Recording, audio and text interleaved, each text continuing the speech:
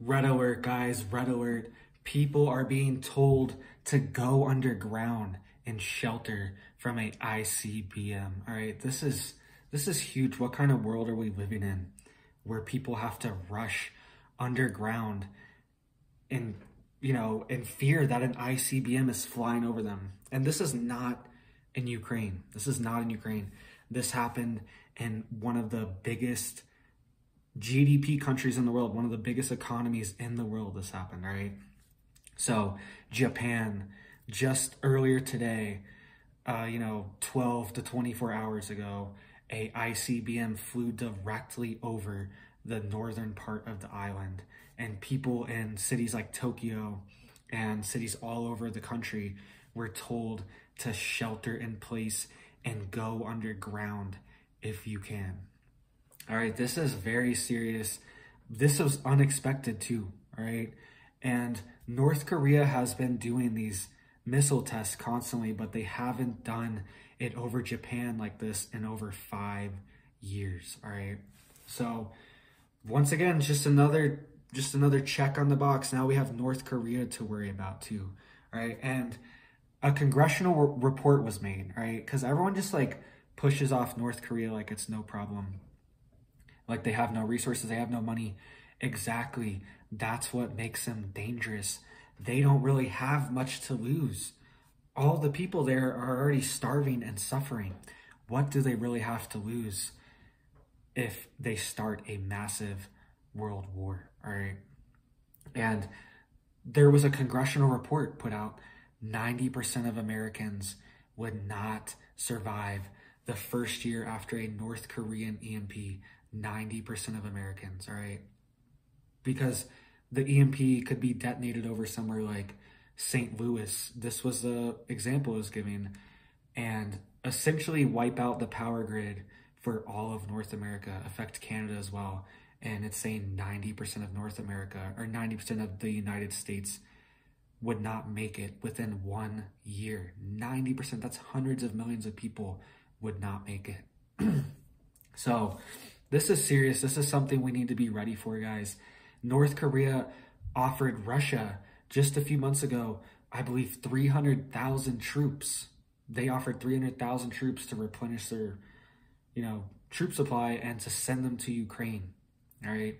North Korea is crazy enough to do it. And it's also, we have to look at North Korea as essentially it could be a puppet state of China, right? A lot of North Korea is controlled by China because they are the only ones that trade with North Korea, essentially China and Russia, a few other countries, but most of the world does not. And they are mostly dependent on China because they are right there. And maybe this is China sending a warning too, because China wants to invade Taiwan. China wants to cause a massive war in the Southeast Asian area, right? So this is real, guys. This is getting real. And this also comes as, get this is another article that just happened today, all right? So this is all happening simultaneously. So the US and South Korea conduct, quote, precision bombing drill, quote, precision bombing drill after North Korea missile launched. So North Korea launches this missile over Japan, and then we are conducting precision bombing drills to essentially mock bomb North Korea with South Korea, okay? It says, quote, with the participation of 4 South Korean Air Force F-15Ks and 4 U.S. Air Force F-16 fighters, South Korea's F-15Ks fired 2 joint direct attack munition bombs, JDAM bombs, against a virtual target at the Jideko shooting field in the West Sea. All right. This is what SEAL's Joint Chiefs of Staff said, referring to the Yellow Sea. It says the drills are aimed to demonstrate the Allies, quote, capabilities to conduct a precision strike at the origin of provocation, they added. All right. So pretty much saying, if something ever happens, they're going to hit right back. They already did a drill right away. It's just like we are at the verge of this tit for tat, all right? All these big things are about to happen, And if one thing pops off, we could be in a tit for tat where it's, you know, we're striking back, you know, we're doing a precision bombing back to North Korea. Then what are they going to do? Just smash all the buttons? Just send them all out? Is Kim Jong-un just going to start smashing buttons? All right. I know it's not like that, but I'm just saying, like, is that what he's going to do? Maybe it is like that over there. Maybe he's got a big button and he just presses them, just sends them all out. I'm joking here. I'm messing around. But this isn't a joke, all right? I'm just trying to make it a little lighthearted here, all right? But the United States and South Korea also did this drill a couple months ago. I made a whole video on it because this was crazy. It was a, quote, decapitation drill, okay? That's what it was. And it was for special forces to go into the heart of North Korea and to take out the leader, right? That's what they were doing a drill for. Seriously, all right? And this was just a few months ago. All these things are escalating. They're offering Russia 300,000 troops, all right? And if you didn't see my video yesterday, go check it out. Massive things are happening with Russia right now, all right? The Doomsday submarine is missing. And this is the sub that can activate these underwater drones that can essentially cause a 1,600-foot radioactive tsunami, all right? So they would detonate nuclear bombs underneath the water and cause a 1,600-foot radioactive tsunami, right? That is insane. I'm sure most countries, well, I'm sure the United States has something like this. I'm sure China has something like this. Who knows? North Korea could have something similar, all right? But this is what Russia has, and they're saying they have this. And the Doomsday submarine that activates this and can survive this, that's the whole point of this sub, is to survive a attack like this because it would be so devastating. And it's missing. It's not in its harbor right now. So go check out that video. There's a lot more stuff going on, but that's the big kahuna that's happening right now. The nuke sub is missing. And now the next day, North Korea's firing ICBMs over Japan. Like, what planet are we on? Are we in World War III or not? Like, are we in it or not? When are we going to hear an official announcement that it's happening, guys? Like, it seems closer every day. Nobody wants this.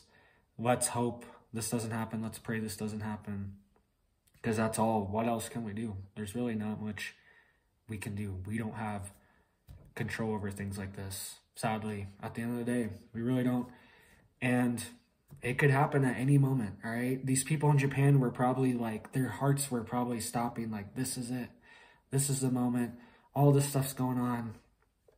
Imagine the sirens going off. Imagine getting an alert on your phone saying, get underground.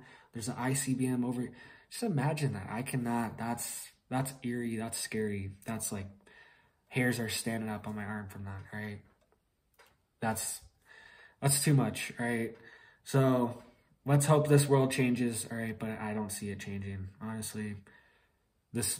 I only see escalations, especially with North Korea, all right? This guy really doesn't have anything to lose. He really doesn't.